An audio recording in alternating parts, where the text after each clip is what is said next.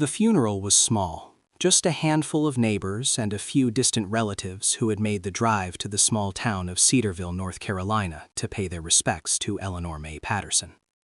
She had lived 91 years, had outlived 2 husbands and one of her 3 children, had watched the world transform around her, from a place of horse-drawn wagons to one of smartphones and satellites.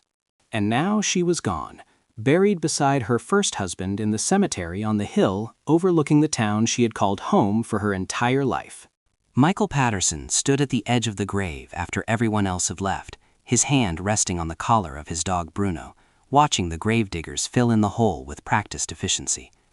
He was 54 years old, a retired Army Ranger who had served his country for 26 years before finally accepting that his body could no longer do what his mind still wanted. His grandmother's death had been expected, the natural conclusion of a life well lived, but that didn't make the grief any easier to bear. Eleanor had been the constant in Michael's life, the anchor that had kept him grounded through all the years of deployment and danger. His own mother had died when he was 12, killed by a drunk driver on a rainy night that Michael still remembered with perfect clarity. His father, Eleanor's son, had never recovered from the loss, retreating into a bottle that had eventually killed him too, leaving Michael an orphan at 17 with nowhere to go. Eleanor had taken him in without hesitation, had given him a home when no one else would, had loved him with a fierce devotion that had sustained him through the darkest moments of his life. She had been there when he graduated from high school, had been there when he shipped out for basic training, had been there whenever he came home on leave, her small house in Cedarville always smelling of fresh-baked bread and the lavender she grew in her garden. And she had been there in her letters, the hundreds of handwritten pages she had sent him during his deployments, keeping him connected to a world that sometimes seemed impossibly distant. Michael had saved every one of those letters, had read them in foxholes and forward operating bases, had carried them with him as talismans against the chaos that surrounded him. They were his most precious possessions, more valuable than any medal or commendation. Now Eleanor was gone, and Michael was the last of the Pattersons. There were no siblings, no children, no one to carry on the family name after he was gone. Just him and Bruno, standing at a graveside in a town that had been his refuge and was now his inheritance. Bruno was a German shepherd, 9 years old, a former military working dog who had served 3 tours in Afghanistan before a hearing injury had forced his retirement. Michael had adopted him 4 years ago, shortly after his own retirement, and they had been inseparable ever since. The dog seemed to understand the solemnity of the moment, standing quietly at Michael's side, his dark eyes fixed on the grave with an intensity that might have been grief or might have been something else entirely. "Come on, boy," Michael said finally, his voice rough from the tears he had shed. "Let's go home." Home. The word felt strange on his tongue. His apartment in Fayetteville wasn't home, had never been more than a place to sleep between visits to see his grandmother. But Cedarville wasn't really home either, not anymore. The house where he had spent his teenage years, where Eleanor had lived for nearly 70 years, would have to be cleaned out and sold, its contents sorted through and disposed of. It was a task Michael dreaded, a final goodbye that would make his grandmother's death feel real in a way the funeral hadn't quite managed. They walked back to the house together, man and dog, following the familiar path that Michael had traveled countless times during his visits. The town had changed in the years since he had left, some businesses closing while others opened, some houses falling into disrepair while others were renovated by newcomers seeking refuge from the cities. But the basic geography remained the same, the grid of streets and the white church steeple and the old hardware store that had been serving the community since before anyone could remember. Eleanor's house sat at the end of a quiet street, a modest 2-story colonial that had been in the family for generations. The paint was peeling in places, and the shutters needed repair, but the bones of the house were solid, built in an era when craftsmen took pride in their work. Michael had offered many times to pay for repairs, but Eleanor had always refused, insisting that she was comfortable enough and that he should save his money for his own future. The garden was overgrown now, the lavender that Eleanor had loved running wild after months of neglect during her final illness. Michael made a mental note to tend to it before he left, to honor his grandmother's memory by restoring what she had created. It was the least he could do, a small act of love in the face of loss that seemed overwhelming. He unlocked the front door and stepped inside, Bruno padding ahead of him with the confidence of a dog who had been here many times before. Eleanor had loved Bruno, had spoiled him with treats and attention during every visit, had called him her grand-dog with a twinkle in her eye that always made Michael smile. The house still smelled of her, that particular combination of lavender and baking and the old books she had loved to read. Michael breathed it in, trying to memorize it, knowing that soon the smell would fade, and with it, another piece of his connection to the woman who had raised him. The next few days were consumed by the practical matters of death. There were lawyers to meet with, documents to sign, decisions to make about the house and its contents. Michael discovered that his grandmother had been more organized than he had expected, her affairs in order, her wishes clearly documented. The house was his, along with everything in it. There was a small amount of money in savings, enough to cover the funeral expenses and the taxes that would be owed. And there were instructions, written in Eleanor's careful hand, about what she wanted done with her possessions. Most of it was straightforward. Her clothes could be donated to charity. Her furniture could be sold or given to whoever wanted it. Her books, a collection that filled an entire room, should go to the local library that she had supported for decades. And the personal items, the photographs and letters and mementos that documented a life well lived, those were for Michael to keep or dispose of as he saw fit. But there was one instruction that puzzled him, a single line at the bottom of the page that seemed almost like an afterthought. The shed in the backyard has been locked for 30 years. I never had the courage to open it. Maybe you will. Michael read the line several times, trying to understand what it meant. He remembered the shed, of course, a small wooden structure at the far end of the property that had always been there as long as he could remember. But he had never thought much about it, had assumed it was just a storage space for garden tools and outdoor equipment. The fact that it had been locked for 30 years, since before he had even come to live with his grandmother, was news to him. He set the document aside and went to the window, looking out at the backyard where the shed stood in the shadow of an old oak tree. It was a simple structure, perhaps 10 feet by 12, with weathered wooden walls and a roof covered in moss. The door faced the house, and even from this distance, Michael could see the heavy padlock that secured it. 30 years. What could his grandmother have locked away for 3 decades? What secret had she kept hidden in that small building, never finding the courage to face it? Bruno came to stand beside him, following his gaze toward the shed with the same intensity he had shown at the cemetery. The dog's ears were pricked forward, his body tense with interest. Whatever was in that shed, Bruno seemed to sense that it was significant. "What do you think, boy?" Michael asked, reaching down to scratch behind the dog's ears. "Should we take a look?" Bruno barked once, a sound that might have been encouragement. Michael nodded slowly. "Let's do it then. Let's find out what Grandma was hiding."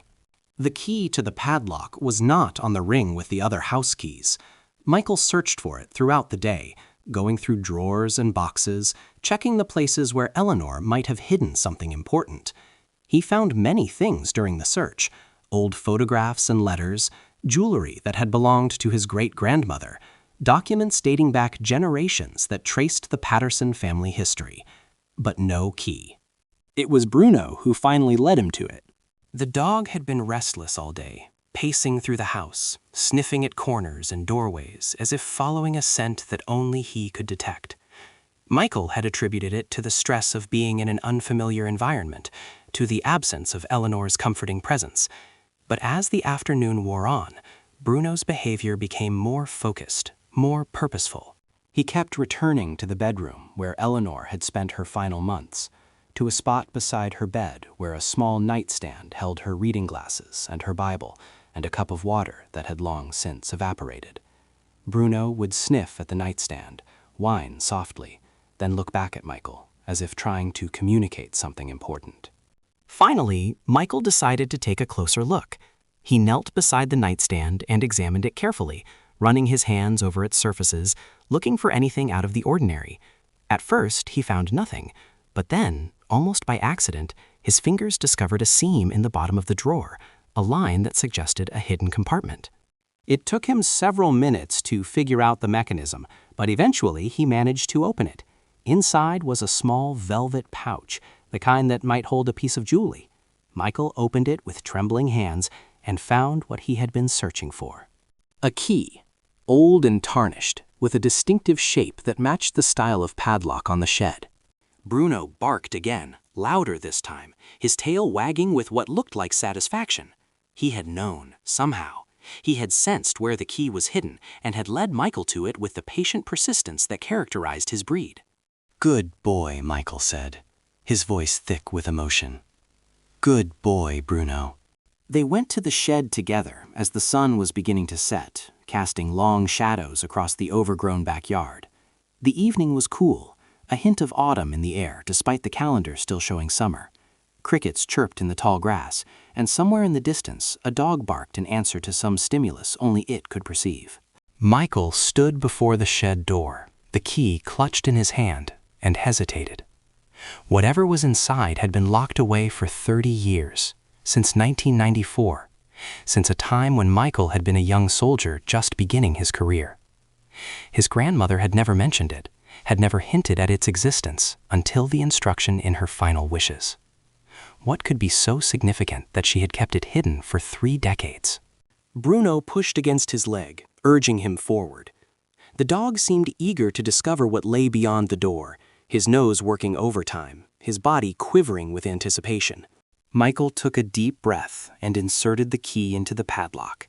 It turned with surprising ease, the mechanism still functional despite the years of disuse. He removed the lock and pulled the door open, revealing the darkness within. The smell hit him first, a complex mixture of must and old paper, and something else, something that Michael couldn't immediately identify. He reached into his pocket and pulled out his phone, switching on the flashlight to illuminate the interior of the shed. What he saw made him step back, his breath catching in his throat. The shed was not a storage space for garden tools. It was a shrine, a carefully organized collection of objects and documents that filled every wall and every surface. There were photographs, dozens of them, showing a young man in military uniform who looked remarkably like Michael himself. There were letters, stacked in neat piles on a workbench, their envelopes yellowed with age. There were medals in display cases, service ribbons and commendations, and the kind of decorations that spoke of valor and sacrifice. And in the center of it all, on a stand built specifically to hold it, was a folded American flag, the kind that was presented to families of fallen soldiers. Michael stood frozen in the doorway, trying to process what he was seeing. The young man in the photographs was not him, was someone he had never seen before. But the resemblance was uncanny, so strong that they might have been twins. The same sharp features, the same determined set of the jaw, the same eyes that seemed to look directly at the camera with an intensity that bordered on challenge. Who was this man? Why had Eleanor kept his memory preserved in this locked shrine for 30 years? And why had she never mentioned him to Michael, not once in all the years they had spent together? Bruno pushed past him and entered the shed, his nose immediately going to work exploring the unfamiliar space. The dog moved carefully, as if he understood the significance of what surrounded him, sniffing at the photographs and the letters and the folded flag with a reverence that seemed almost human. Michael forced himself to move, to step inside and begin the process of understanding what he had discovered. He approached the workbench and picked up one of the letters, handling it carefully, aware that the paper had become fragile with age. The envelope was addressed to Eleanor May Patterson, at this very house, with a return address from somewhere in Vietnam. Vietnam. The war had ended in 1975, nearly 20 years before the shed had been locked.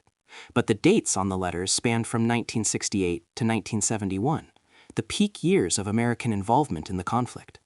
Whatever story this shed contained, it was rooted in that troubled time, in a war that had shaped a generation and left scars that were still healing decades later. Michael opened the letter and began to read, the faded handwriting revealing words that had been written more than 50 years ago. "Dear Mom," the letter began, and Michael felt the world tilt beneath his feet. "I hope this letter finds you well. Things here are about as good as can be expected, which is to say, not very good at all. But I'm hanging in there, thinking about home and the day when this will all be over. Mom." The young man in the photographs had called Eleanor Mom, which meant he was Eleanor's son, which meant he was Michael's uncle, a relative he had never known existed. The letters revealed a story that had been deliberately erased from family history. The young man's name was Robert Patterson, and he was Eleanor's eldest son, born in 1948, 3 years before Michael's father, David. He had been a Marine, had volunteered for service in Vietnam at the age of 20, had shipped out in 1968, full of patriotism and idealism that the war would quickly strip away. The letters documented his transformation from eager recruit to disillusioned soldier, from a young man who believed in his country's mission to one who questioned everything he had been taught. Robert wrote about the horrors he witnessed, the friends he lost, the moral compromises he was forced to make in a conflict that seemed increasingly senseless. He wrote about his longing for home, for the simple pleasures of life in Cedarville, for the mother and brother he had left behind. And then, in 1971, the letters stopped. Michael searched through the stacks, looking for more, for any indication of what had happened to this uncle he had never known. He found official documents, military records that traced Robert's service and eventual fate. The final page was a telegram dated April 15, 1971, informing Eleanor Patterson that her son, Sergeant Robert James Patterson, had been killed in action in Quang Tri Province. The flag, the folded flag in the center of the shrine, was Robert's, presented to Eleanor at his funeral, a symbol of the sacrifice he had made and the life he had lost. But why had Eleanor hidden all of this? Why had she locked Robert's memory away in a shed and never spoken of him to Michael, or apparently to anyone else? The answer came in the final item Michael discovered, a journal in Eleanor's own handwriting that had been placed beneath the folded flag, as if awaiting the day when someone would finally find it. Michael carried the journal outside, needing fresh air and light after the oppressive atmosphere of the shed. He sat on the back steps, Bruno settling beside him, and began to read the words his grandmother had written 30 years ago. "Today is the anniversary of Robert's death," Eleanor had written. 23 years since I lost my firstborn son to a war I never understood. And today, I finally have the courage to do what I should have done long ago. I am going to lock this shed and try to forget. The journal explained everything. The grief that had consumed Eleanor after Robert's death, the way it had torn her family apart. David, Michael's father, had been devastated by the loss of his older brother, had never truly recovered. The brothers had been close, had planned to go into business together after Robert returned from the war. When that future was erased, David had spiraled into a depression that had led him first to alcohol and eventually to the marriage that had produced Michael. But the darkest revelation was yet to come. Robert had not simply been killed in action. He had been betrayed, his patrol ambushed after their position was given away by another American soldier, a man who had been working with the enemy for reasons that were never fully explained. 7 Marines had died that day, including Robert, their lives traded for whatever compensation the traitor had received. The betrayer had been identified, but never prosecuted, protected by connections and technicalities that had allowed him to escape justice. He had returned to the United States and lived out his life in comfort, never paying for the deaths he had caused. When Eleanor had learned this, learned that her son's killer was living freely while Robert rotted in the ground, something inside her had broken. She had become obsessed with finding justice for Robert, had spent years gathering information, tracking the betrayer's movements, documenting his crimes, in the hope that someday he would be held accountable. The shed had become her war room, the place where she planned and plotted, and kept alive the memory of the son she had lost. But the obsession had cost her dearly. It had consumed her relationship with David, who had begged her to let go and move forward. It had isolated her from friends who couldn't understand why she couldn't simply grieve and heal. And it had nearly destroyed her sanity, pushing her to the edge of actions that she knew were wrong but couldn't stop herself from contemplating. In 1994, 23 years after Robert's death, Eleanor had finally accepted that justice would never come. The betrayer had died of natural causes, peacefully in his bed, never having faced any consequences for what he had done. The war had ended, the world had moved on, and Robert was forgotten by everyone except his mother. That was when Eleanor had locked the shed. She had gathered everything related to Robert and her obsession with his death, had placed it all inside, and had turned the key for what she believed would be the final time. She had resolved to let go, to stop living in the past, to focus on the grandson who had recently come to live with her and who needed her attention and love. The journal's final entry was dated just months before Eleanor's death, written in a hand that trembled with age but still conveyed the fierce spirit that had defined her. "Michael is coming to visit next week," she had written. "He doesn't know about Robert, has never known. I kept the secret to protect him, to prevent the pain from passing to another generation. But now I wonder if I was wrong. Maybe the truth deserves to be known. Maybe Robert deserves to be remembered by someone other than me. I don't have the courage to tell Michael myself. I don't have the strength to open that shed and face what I locked away 30 years ago. But perhaps after I'm gone, he will find this on his own. Perhaps he will understand why I did what I did. And perhaps he will do what I could not, find a way to honor Robert's memory without being consumed by it. If you're reading this, Michael, know that I loved you more than words can say. You saved my life when you came to live with me. You gave me a reason to keep going when I had lost all hope. I should have told you about Robert. I should have shared his memory with you instead of locking it away. I hope you can forgive an old woman's weakness." Robert was a good man, a brave man, a man who deserved better than the fate he received. Please remember him. Please make sure his sacrifice is not forgotten. That is all I ask. Michael sat on the steps until long after dark. The journal closed in his lap, Bruno pressed against his side. The weight of what he had learned seemed to press down on him, demanding acknowledgement, demanding response. He had had an uncle, a Marine who had died in Vietnam, whose memory had been locked away for 30 years because the grief was too great to bear. And now that memory was his to carry, his to honor, his to share with a world that had forgotten Robert James Patterson ever existed. The next few weeks were consumed by the process of understanding everything the shed contained. Michael went through every document, every letter, every photograph, piecing together the story of his uncle's life and death with the same methodical approach he had brought to military intelligence operations during his career. He contacted veterans organizations, military historians, anyone who might be able to provide additional information about the ambush that had killed Robert and the betrayal that had caused it. What he discovered confirmed Eleanor's account and added details that made the tragedy even more painful to contemplate. The betrayer, a sergeant named William Hayes, had been turned by enemy agents who had threatened his family unless he cooperated. He had provided information about patrol routes and positions for nearly 6 months before the ambush that killed Robert, an ambush that had been designed to eliminate a particularly effective unit that was causing problems for the enemy. Hayes had confessed after the war, in documents that had been classified for decades but were now available through the Freedom of Information Act. He had claimed that he had acted under duress, that he had tried to minimize the damage, that he had never intended for anyone to die.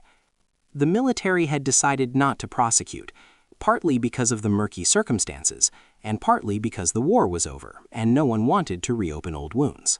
The decision had devastated the families of the 7 Marines who had died, including Eleanor. They had organized and protested and demanded justice, but their voices had been drowned out by a country that wanted to forget Vietnam and everything associated with it. Eventually, they had given up, had gone back to their lives, had tried to find some way to move forward without the closure they desperately needed. Michael understood now why his grandmother had been consumed by this, why she had dedicated years of her life to a pursuit of justice that had ultimately proven futile. Robert's death had been not just a tragedy, but an injustice, a betrayal that went unpunished while the families of the victims suffered in silence. The anger he felt on Eleanor's behalf was like nothing he had experienced in his own military career, a rage that demanded outlet but had nowhere to go. Bruno seemed to sense his turmoil, staying close during the long days of research and discovery, offering the silent support that only a dog could provide. The German Shepherd had been the one to find the key, had led Michael to the hidden compartment that had started this entire journey. Whatever came next, Bruno would be part of it. The decision about what to do with what he had learned came slowly, forming in Michael's mind like a photograph developing in a darkroom. He couldn't change the past, couldn't bring Robert back or punish the man who had caused his death. But he could do what Eleanor had asked. He could honor Robert's memory, could ensure that his sacrifice was not forgotten. Michael reached out to the families of the other Marines who had died in the ambush, tracking them down through military records and veterans networks. Some were skeptical at first, suspicious of a stranger who claimed to have information about their long-dead relatives. But when Michael shared what he had found, when he showed them the documents and photographs that Eleanor had preserved for 3 decades, the skepticism gave way to gratitude. They had never known the full story, had never understood why their sons and brothers and fathers had died. The military's official account had been vague, attributing the deaths to enemy action, without mentioning the betrayal that had made it possible. The truth, hidden in a locked shed in North Carolina, was finally being revealed to people who had waited more than 50 years to hear it. Together, they decided to create a memorial, a permanent tribute to the 7 Marines who had been killed on that April day in 1971. The memorial would be built in Washington, D.C., near the Vietnam Veterans Memorial Wall, where their names were already inscribed. It would tell their stories, would acknowledge the betrayal they had suffered, would ensure that future generations understood the complexity of the war and the sacrifices of those who had fought it. The campaign to fund and build the memorial took 3 years, growing from a small group of grieving families into a national movement that captured the attention of veterans organizations, media outlets, and eventually Congress. Michael became the public face of the effort, telling his grandmother's story and his uncle's story to anyone who would listen, fighting for recognition that had been denied for half a century. Bruno was there throughout, the loyal companion who had started everything by leading Michael to the key that unlocked the shed. The dog became almost as famous as Michael himself, his photograph appearing in news articles and on social media posts that spread the story of the memorial campaign. Children especially loved hearing about the German Shepherd who had sniffed out a secret that had been hidden for 30 years. The memorial was dedicated on a sunny April day, exactly 53 years after Robert Patterson and his fellow Marines had been killed in Vietnam. Thousands of people attended the ceremony, including the surviving family members of all 7 fallen soldiers, dignitaries from the military and government, and ordinary citizens who had been moved by the story and wanted to pay their respects. Michael spoke at the dedication, his voice steady despite the emotion that threatened to overwhelm him. He told the audience about Eleanor, about the grandmother who had loved him and raised him, while carrying a secret grief that had nearly destroyed her. He told them about Robert, the uncle he had never known, whose letters revealed a brave and thoughtful young man, caught up in a war that demanded more than any human should be asked to give. And he told them about the betrayal, about the injustice that had gone unpunished, about the families who had waited decades for acknowledgement that finally came. "My grandmother locked that shed because she couldn't bear to face what was inside," Michael said. "She spent 30 years trying to forget, trying to move on, trying to find some way to live with the grief and the anger that consumed her. And in the end, she couldn't do it alone." He paused, looking out at the crowd, at the faces of people who had come to remember and to honor. "But she didn't have to. I was there, even though I didn't know it. Bruno was there, the dog who found the key and led me to the truth. And all of you are here now, bearing witness to the sacrifice of 7 brave men who deserved better than what they received." He gestured toward the memorial, a simple but elegant structure that bore the names and faces of the fallen Marines. "This is for them. This is for my grandmother, who never stopped loving her son. And this is for everyone who has ever lost someone to war and been denied the closure they needed. We remember them. We honor them. And we refuse to let their sacrifice be forgotten." The applause that followed was long and heartfelt, a testament to the power of the story and the courage of those who had fought to tell it. Michael accepted the recognition with the same grace his grandmother had shown throughout her life, grateful for the support, but uncomfortable with the attention. After the ceremony, as the crowds began to disperse, Michael walked to the memorial with Bruno at his side. He stood before the panel that bore Robert's photograph, looking at the face that so resembled his own, feeling a connection to an uncle he had never met but now understood. "I'm sorry it took so long," Michael said softly. "I'm sorry Grandma couldn't be here to see this. But we did it. We remembered you. And we always will." Bruno pressed against his leg, offering the comfort that had sustained Michael through so many difficult moments. The dog couldn't understand the words, but he seemed to grasp the emotion, the weight of a moment that represented the culmination of years of effort. They stood there for a long time, the veteran and his dog, honoring the memory of a fallen Marine and the grandmother who had loved him. The sun began to set, casting long shadows across the memorial, illuminating the names of the 7 men who had died together in a foreign land so long ago. The shed in Cedarville was empty now, its contents preserved in archives and museums where they could be studied by historians and viewed by visitors. The house had been sold, its proceeds donated to veterans organizations that provided support to families affected by war. And Eleanor's garden had been restored, the lavender she had loved once again blooming in the North Carolina sunshine. Michael had kept a few things, items that connected him to the grandmother and the uncle he would always remember. The journal Eleanor had written, explaining her pain and her choices. A photograph of Robert in his Marine uniform, the face that had started this entire journey. And the key, the small brass key that Bruno had led him to find, the key that had unlocked 30 years of secrets.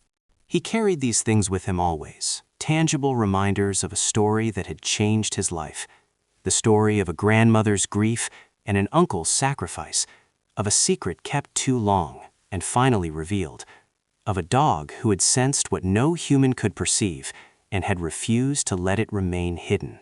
Bruno lived for another 5 years after the memorial was dedicated, passing away peacefully at the age of 14. Michael buried him in a quiet spot beside a stream, not far from where Eleanor had been laid to rest. The headstone he placed there read, "Bruno. He found what was hidden and brought it to light." The grief was familiar, the same ache that Michael had felt when Eleanor died, when his parents died, when friends fell beside him in distant wars. But it was tempered by gratitude, by the knowledge that Bruno had given him something precious during their years together. The dog had been more than a companion. He had been an instrument of truth, a guide who had led Michael to a discovery that had changed countless lives. Michael continued his work with the Memorial Foundation, honoring his commitment to remember the fallen and support their families. He spoke at schools and veterans events, sharing the story of Robert and the shed and the dog who had found the key. He became an advocate for transparency in military affairs, for ensuring that families received the truth about how their loved ones had died. And he never forgot the lesson that Eleanor's locked shed had taught him, that secrets, however painful, deserve to be revealed, that grief, however overwhelming, can be transformed into purpose, and that sometimes the answers we seek are hidden in plain sight, waiting for someone with the curiosity and courage to find them. The memorial still stands in Washington, a permanent tribute to 7 Marines who died in Vietnam and the families who loved them. Visitors come from around the country to see it, to read the stories inscribed on its panels, to honor the sacrifice of men who have been dead for more than half a century, but whose memory lives on. And somewhere in the archives of the Memorial Foundation, preserved alongside the documents and photographs that Eleanor Patterson gathered over so many years, is a photograph of a German shepherd named Bruno. The dog's eyes seem to look directly at the camera, as if he knows that he played a crucial role in bringing this story to light. He did know, Michael always believed. Dogs understood things that humans couldn't explain, sensed truths that lay hidden from ordinary perception. Bruno had known that something important was waiting in that locked shed, had felt it in some way that transcended the usual canine senses. And he had led Michael there, had found the key, had started a chain of events that would result in justice and remembrance for those who had waited far too long. That was Bruno's gift, the legacy he left behind, the truth uncovered, the secret revealed, the memory preserved for generations to come. It was a gift that kept on giving, rippling outward through time, touching lives that Bruno would never know. And it all began with a grandmother's locked shed and a veteran's dog who refused to let its secrets remain hidden. The story of Robert Patterson and the 7 Marines is taught in schools now, part of the curriculum about Vietnam and its complex legacy. Students learn about the betrayal and the cover-up, about the families who fought for decades to learn the truth, about the memorial that finally honored their sacrifice. And they learn about Bruno, the German shepherd who found the key that unlocked everything. It is a story about memory and justice, about the power of persistence and the importance of truth. It is a story about a grandmother who loved her son too much to forget him, and a grandson who finally understood why. And it is a story about a dog, a remarkable animal who sensed what others could not, and led the way to a discovery that changed the world. That is the legacy of Eleanor Patterson and Robert Patterson, and Bruno and Michael, and everyone else who played a role in bringing this story to light. A legacy of remembrance, of honor, of truth finally spoken after decades of silence. The shed is gone now, torn down when the house was sold, its wood recycled into a bench that sits near the memorial in Washington. People sit there sometimes, veterans and families and ordinary citizens who come to pay their respects. They don't always know the significance of the bench, don't always understand that its wood once enclosed a secret that had been kept for 30 years. But some do. Some have read the full story, have learned about the shed and the key, and the dog who found it. They sit on that bench and think about Eleanor Patterson, about the grief that consumed her and the love that sustained her. They think about Robert Patterson, about the young Marine who died too soon and whose memory was finally honored half a century later. And they think about Bruno, the German shepherd who started everything by refusing to let the key remain hidden. The truth will out, people say. Secrets cannot stay buried forever. And sometimes, when the time is right and the conditions are perfect, a dog will come along who can sense what no human can perceive, who will lead the way to discoveries that change everything. Bruno was that dog.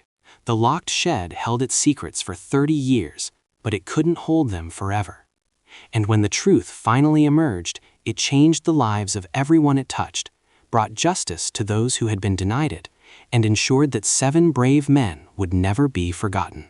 That is the power of persistence, of love, of the bond between a veteran and his dog.